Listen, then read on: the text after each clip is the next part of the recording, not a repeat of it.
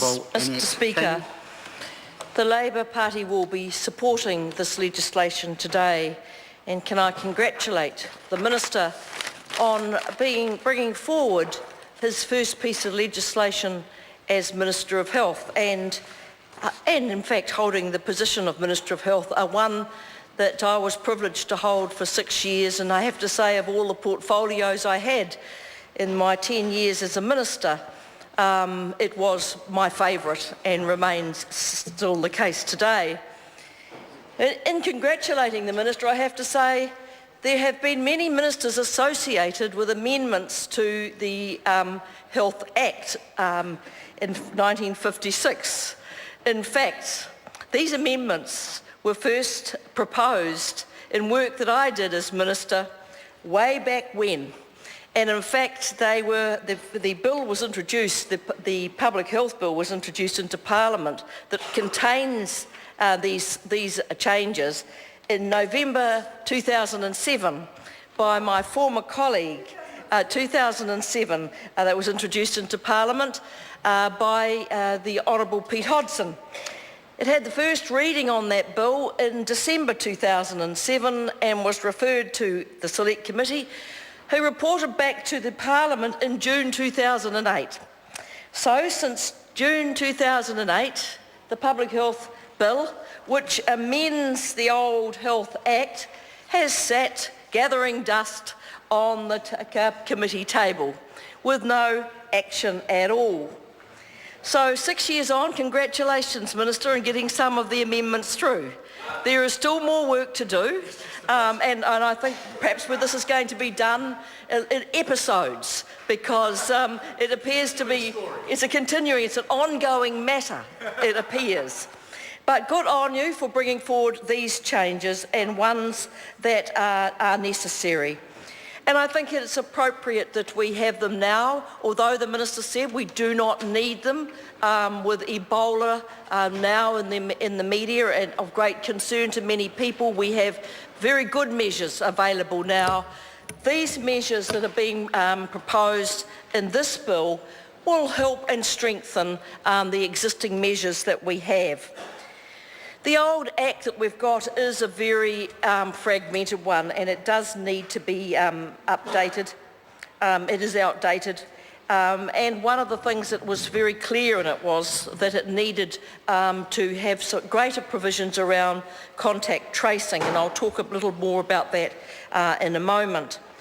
When you look at the regulatory impact statement that the Ministry has put forward, they've made it very clear that they wanted change of these sorts of change over a long, or in fact they call it a sustained period of time, and they have been concerned that we needed to include these new measures.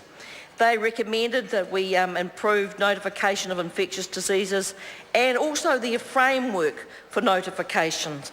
They point out that this is of interest to main stakeholders, of course the public, but also to doctors, to laboratories and to DHBs.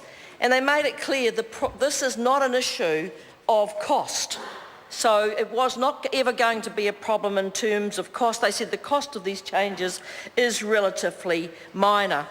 The regulatory impact statement also shows that it has had a look at it in terms of the Bill of Rights, and it has found that the provisions in this bill, on balance, represent justifiable limitations on rights and freedoms under the Bill of Rights Act 1990, given the importance of protecting the public from significant infectious diseases and the safeguards provided.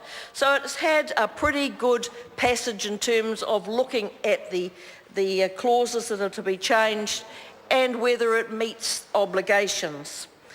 The problems with what we've got now in the current Act is there is a risk that the members of the public are infected with an infectious disease and spread these disease, and it remains unknown and it's not able to be managed. And of course that is of great concern to New Zealanders. It would also probably be to the person themselves if it was unknown to them.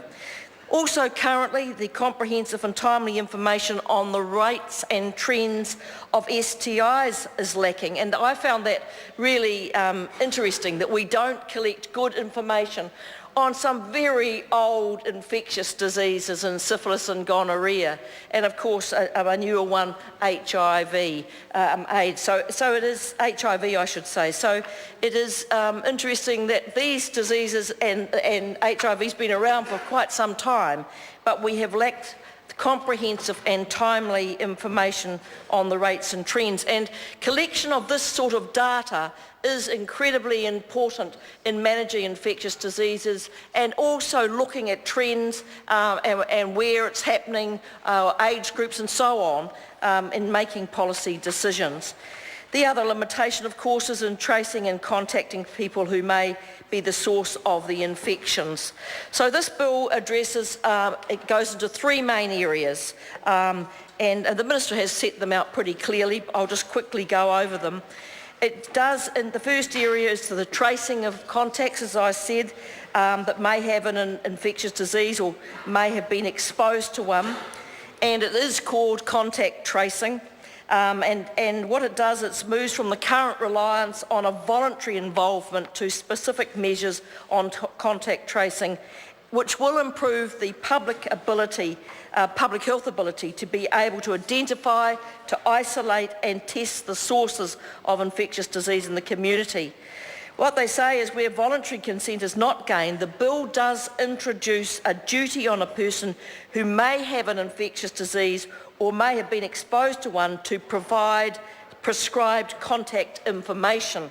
The bill also places a duty on public health staff to keep patient and contact information private to the fullest extent possible.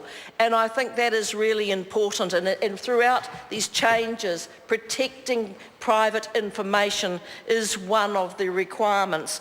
And often that can be, it can hamper information if people are scared. Things are known about them that will be provided in a public way. It also has an offence. An offence is introduced for failing to provide the prescribed contact information. The fine is no more than $2,000 upon conviction, and there is ability to appeal those convictions. The second area in the bill increases the range of infectious diseases that are notifiable, and I've already talked about them, that they are gonorrhea, they are HIV and syphilis. And so that is the second area where changes are made. The third area, it provides a series of incremental options for the management of individuals with significant infectious diseases whose behaviour puts other people at risk of contracting a disease, and it puts in place additional management provisions within a human rights framework using principles of risk management and proportionality. The fourth part of this bill, Mr. Speaker, is measures to ban the provision of commercial artificial UV tanning services to young people under 18 years of age. And I think the Minister set out pretty clearly that this is a risk to a small group of people, but it is a risk. Also, it does not stop with approval of a medical practitioner. The use of UV tanning services, should it be prescribed. So it's not an offence if a practitioner was to prescribe it for medical purposes. But for those operating commercial artificial UV tanning, it will be an offence. So, Mr. Speaker, finally, this bill does streamline a number of administrative changes as well, and the Minister mentioned it at the end. In fact, the most notable is the inclusion of tuberculosis as a notifiable infection into the Health Act, as opposed to it being in its own act where it was for so long when we had high levels of tuberculosis in New Zealand. It goes to the Health Select Committee. We're very short of work there at the Health Select Committee, so we'll be looking forward to having a bill to get our teeth into, and we will be looking forward to hearing submissions from the public, but the Labour Party supports this bill. Very good.